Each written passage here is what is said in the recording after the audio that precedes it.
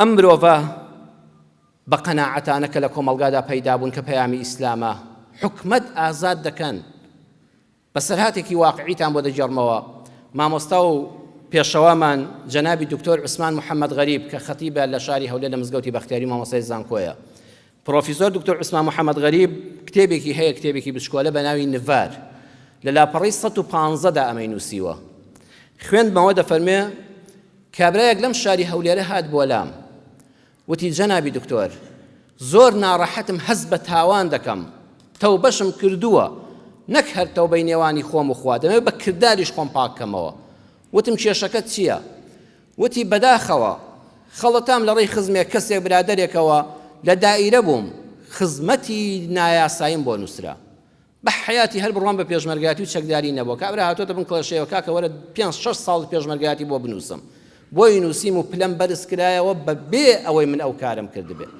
بەڵام دواتر بیرم کردەوە ئای چیم بەخۆم کرد، چەند ساڵە لە دایرە بە حەڵاڵی نان دەخۆم، ئەو هەموو ساڵیان بۆ زیاد کردم بە خزمەتی بەلاش. هەی حکومەتی گەندەڵ چۆن خەڵکت فێری ئەم حرام خۆریە کرد، هەی مەسئولی دز، هەی گەندەڵانی وڵات چۆن خەڵکی حەڵاڵ خۆری کورتان فێری ئەم دزی و ڕاوڕوتە کرد. واللهی مەلا هەیە ئەوەی کردووە، مەلای مزگەوتە، خەتیبی مزگەوتە، چەند ساڵیان خزمەت بۆ زیاد کردووە بە بەلاش.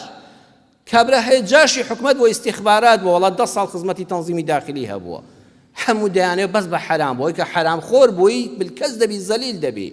بەخوا یەک حرام خۆرێک بی، من بۆ خۆم ئەم قسانەکە دەکەم، 1 دینارم لەو حکومەت و دەسەڵات و حیزبێک وەرگرت بێ ناتوان بەدلێری قسە بکەم، یەکسەر بە سرت نزم کەیتەوە، دەنگت نزم کەیتەوە، ئازادی لە دەست دەچێت، گەردنت پێ کەس دەکەن.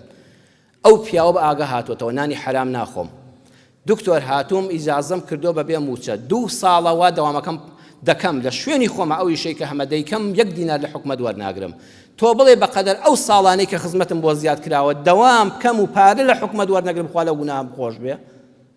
ئەڵە چاوم پڕ بوو لە فرمێسک، سەحابەکانی پێغەمبەرم بیر هاتەوە، وتم ئەم وڵاتە هێشتا خێری تێدا ماوە، حکومەت ئەگە بێوێت چاکسازی بکە، ئەبێ ئەم درۆڤانەی مزگەوت دروستکە کە کەس چاوی لێی نییە، ویژدانی پێت دەڵێ چۆن نانی حرام و خزمەتی حرام بێتە سەر موچەکەم، بە ئەمە پاک دەبینەوە.